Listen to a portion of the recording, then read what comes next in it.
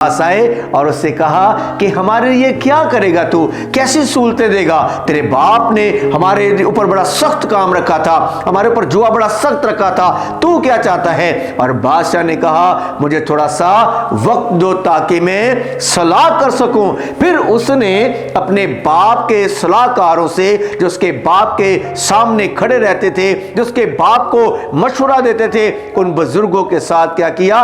मशवरा किया, उनकी सलाह ली। और जब उनकी सलाह ली तो उन्होंने कहा कि अब ये मौका है तेरे पास, उनके साथ मीठी मीठी बातें कर, तो उनका दिल जीत लेगा और वो सारी उम्र तेरी खिदमत करते रहेंगे। उनके साथ अच्छी बातें कर, उनके साथ तसल्ली की बातें कर और उनका बोझ कम करेगा, तो वो तेरे सारी उम्र वो तेरे मती रहेंगे, वो तेरे खादम बनकर रहेंगे। और फिर उस बादशाह ने क्या किया?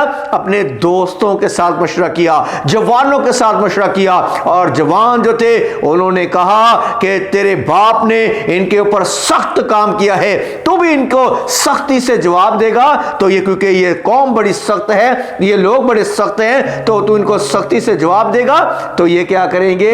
ये तेरी बात को मानेंगे। तो उनसे कहना कि अगर मेरे बाप ने तुम्हें कोड़ों से ठीक किया है, मैं तुम्हें बिच्छुओं से ठीक बनाऊंगा। मैं तुम्हें बिच्छुओं से जब तुम्हारे ऊपर हुक्मरानी करूंगा, काम लूंगा तुमसे।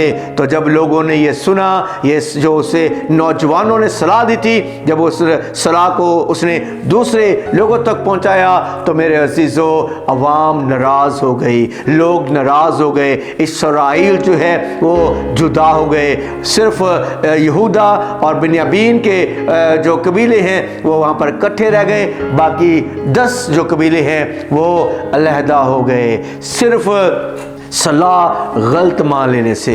और इसी तरह से हमारे लोग जो हैं, जो गलत सलाह जब मान लेते हैं, फिर मेरे